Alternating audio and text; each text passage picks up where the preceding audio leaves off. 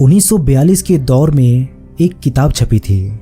इस किताब में काशी के विश्वनाथ मंदिर के बारे में एक बात लिखी गई थी। इसमें लिखा गया था कि इस मंदिर के तहखाने के नीचे कई कमरे हैं और उन कमरों में एक रानी मौजूद है जिसे कैद करके रखा गया है। इस बात का जिक्र होते ही चारों तरफ हड़कंप मच गया। दोस्तों, इस घटना के बारे में सुनकर आपके भी होश उड़ जाएंगे। आखिर किसने लिखी थी ये किताब और आखिर क्यों ऐसा कहा गया था कि इस मंदिर के नीचे एक रानी मौजूद है, इसे जानने के लिए इस वीडियो को एंड तक जरूर देखिएगा। तो चलिए इस वीडियो की शुरुआत कर लेते हैं। दोस्तों, काशी विश्वनाथ मंदिर से सटी ज्ञानव्यापी मस्जिद के बारे में तो हम सभी जानते हैं। इस मस्जिद के बारे में हमेशा से ही ये दावा किया जाता रहा है कि भोलेनाथ के इस प्राचीन मंदिर को तोड़कर ये मस्जिद बनवाई गई थी। विश्वनाथ मंदिर को तोड़ने और मस्जिद बनवाने के बारे में अलग अलग कहानियां प्रचलित है। ज़्यादातर बातें औरंगजेब के समय मंदिर को तोड़े जाने का आदेश दिए जाने की होती है, लेकिन एक शख्स ने एक ऐसी किताब लिखी थी ज्ञानव्यापी के बारे में जिसकी वजह से चारों तरफ हड़कंप मच गया था। ये शख्स थे कांग्रेस के जाने माने अध्यक्ष रहे पट्टाभी सीतारामैया। 1942 से 1945 के दौरान जेल में रहने के दौरान उन्होंने एक जेल में डायरी लिखी थी। सन 1946 में ये फेदर्स एंड स्टोन के नाम से छपी। इसमें उन्होंने 2 पन्ने में ज्ञानव्यापी मस्जिद के बारे में कुछ लिखा था। हालांकि हिंदू पक्ष काशी विश्वनाथ मंदिर के बारे में उनकी बातों को फर्जी और मनगढ़ंत कहते हैं। पट्टाभी ने अपने एक मौलाना मित्र की पांडुलिपि का जिक्र करते हुए बड़ा दावा किया था। पट्टाभी सीतारामैया की पुस्तक फेदर्स एंड स्टोन में विश्वनाथ मंदिर को तोड़े जाने संबंधी औरंगजेब के आदेश और उसकी वजह के बारे में लिखा गया था। उन्होंने इस किताब में लिखा था कि एक बार औरंगजेब बनारस के पास से गुजर रहा था।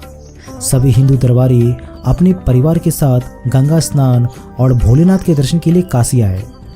मंदिर में दर्शन करके जब लोगों का जनसमूह लौटा तो पता चला कि कच्छ की रानी गायब है। अंदर बाहर पूरब पश्चिम उत्तर दक्षिण सब जगह तलाश की गई, लेकिन उनके बारे में कोई जानकारी नहीं मिली।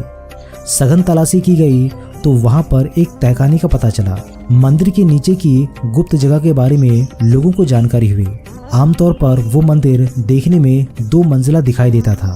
तहखाने में जाने वाला रास्ता बंद मिला तो उसे तोड़ दिया गया। वहां बिना आभूषण के रानी दिखाई पड़ी। पता चला कि यहाँ के महंत, अमीर और आभूषण पहने श्रद्धालुओं को मंदिर दिखाने के नाम से तहखाने में लेकर आते हैं और उनसे आभूषणों की लूटपाट करते हैं। इसके बाद उनका जीवन का क्या होता है पता नहीं। हालांकि इस मामले में सघन तलाशी अभियान फौरन चलाया गया और रानी को ढूंढ लिया गया।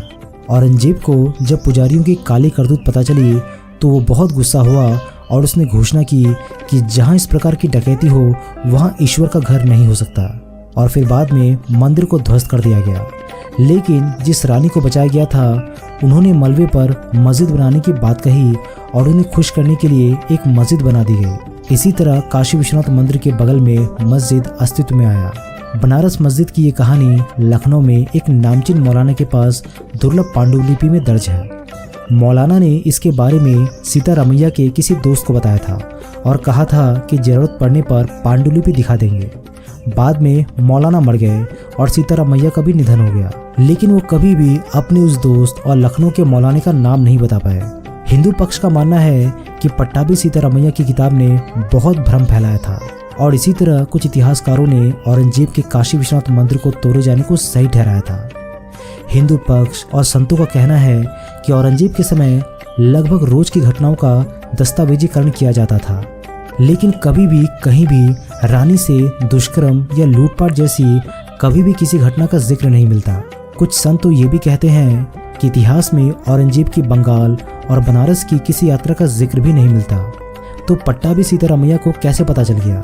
माना जाता है कि औरंगजेब ने 1669 में मंदिर को गिराने का आदेश दिया था, जिसके बाद ज्ञानव्यापी मस्जिद की नींव पड़ी। हालांकि मुस्लिम पक्ष इस बात से इनकार करता है कि मंदिर गिराकर मस्जिद बनाई गई थी। दोस्तों, आपका क्या कहना है इसके बारे में? हमें अपने सभी विचार कमेंट बॉक्स के माध्यम से जरूर लिखिएगा।